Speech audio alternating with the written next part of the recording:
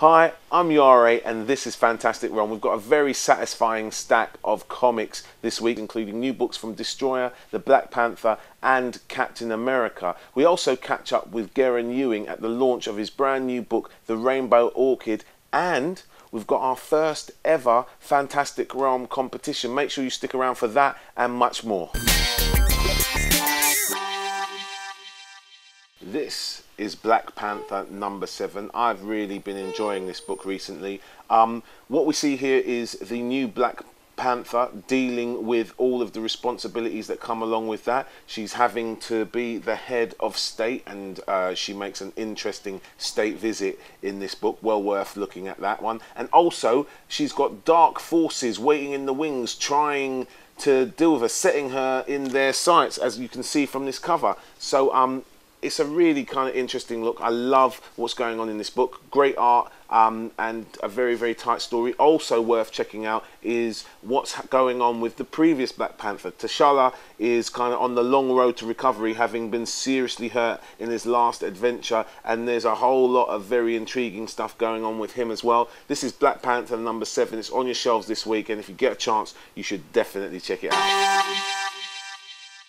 This is Invincible Iron Man number 16. This is the 9th part of the World's Most Wanted storyline. This continues to see Tony Stark trying to evade the clutches of Norman Osborn, and Osborn getting increasingly desperate to kind of track him down and bring him into custody. This has been great fun, this story arc, and you know, I can highly recommend it. If you haven't been following it, it might be a bit tricky to jump on at this particular issue, but there will be plenty of back issues around on this one, I'm sure. So if you want to check it out, this is the Invincible Iron Man. This is issue number 16, and it's out on your shelves this week. This is Superman World of New Krypton issue number 6. Now, I've really been enjoying this series as it's been happening over the last few months. I love the whole idea of Superman in and amongst loads of other Kryptonians, trying to find his place in their society, trying to kind of reconcile them with humanity. I love all of that idea. This is a beautifully realised book each month. It's just quality art by Pete Woods on this. It's just like it's some of the best art around, and I know I often say that about a lot of books, but there's something very special about the art in Superman World of New Krypton at the moment. There's always a great script courtesy of Greg Rucka and James Robinson on this. It's a quality package, and if like me you always enjoyed the bits with Superman's dad Jor-El in the old school Superman movies, this will particularly appeal to you too. I just love the whole idea of Superman being and around and living with Kryptonians and seeing how he actually copes with that, as like being almost a foreigner amongst his own kind of people. It's a brilliant idea. It opens lots and lots of interesting kind of nuances, and brings back lots of interesting kind of Kryptonian characters that we've seen fleetingly in other sorts of series. So I really enjoyed this book. I'd highly recommend it. It's Superman World of New Krypton. This is issue 6, and it's on your shelves this week. So we're here at the launch of The Rainbow Orchid. It's a new UK comic book, and I'm here with the writer, Garen Ewing. So, Garen, tell us all about The Rainbow Orchid. Well, it's an adventure story set in the 1920s, and it's about the search for the possibly mythical, we don't know, Rainbow Orchid. The main hero is Julius Chancer, and he goes along with a silent film star, Lily Lawrence, to search for the orchid in India. And plenty of hijinks and adventure stuff happen along the way. So, like, was Hergé a big influence on this book? Because it kind of reminds me of the Tintin books of my youth. Yes, Hergé was my sort of, Tintin and Asterix were my first loves when I was a kid. There's a whole load of this European bande dessinée style that's just starting to come over here a bit more. Like Blake and Mortimer was actually the one that really made me think I'd like to sort of enroll myself in this style, as it were. But yes, that is a major influence, and I sort of thought, I kind of almost gave up comics because I thought I don't want to draw other people's stories, and it's too much hard work. I take too long drawing. So to write my own, I went back to what I really loved, and that's the sort of clear line adventure story.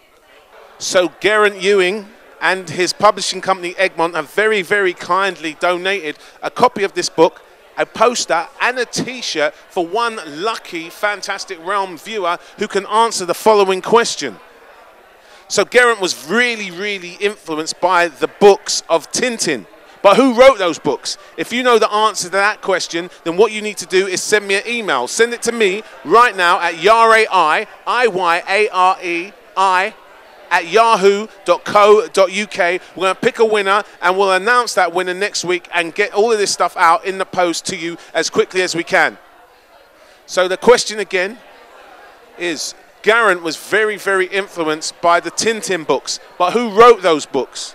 Answers now to iyarei at yahoo.co.uk, and maybe you could win yourself a copy of the Rainbow Orchid Volume 1, a t-shirt and a poster. This is Luke Cage Noir #1.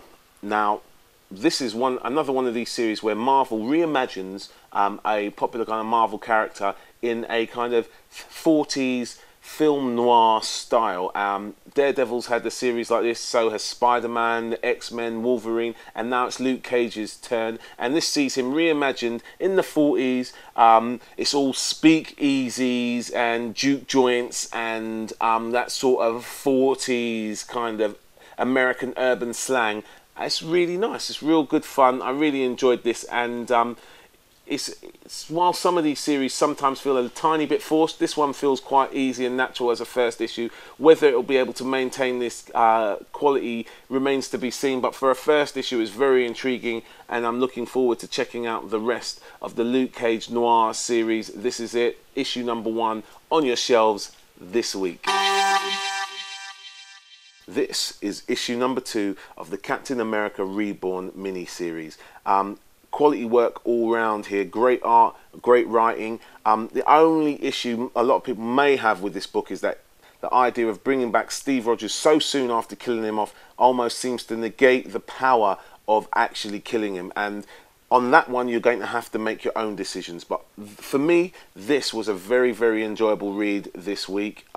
We see Steve Rogers lost in time while other luminaries of the Marvel Universe try to track him down. Still no sign of exactly how that's going to happen yet, but very intriguing and very enjoyable to read all the same. This one is out this week. It's issue #2 of the Captain America Reborn miniseries, and you can grab it this week. I'm trying to get around to the days on the underground. I'm trying to make that pound. I'm in London town. London city, London town. It's a place that I go. London city's where I get down. That's what makes me who I am. London town. It's a place that I go. I get down. That's what makes me who I am. I'm a searching to get out like a sat nav. Take a sugar, rip it off like a black. This is the final part of Kirkman's Destroyer mini-series. Now, having kind of been converted to the world of Robert Kirkman via Invincible and his work with The Walking Dead, I was very keen to check this out, and over the 5 parts this really hasn't disappointed me. I've really enjoyed this series. There is a fight here in which Destroyer is literally fighting for his life that is certainly worth the price of admission by itself. I don't want to put any spoilers for anyone, but if you get a chance, please do yourself a favour and check out this series. This is the final part, Destroyer #5, and it's on your shelves this week.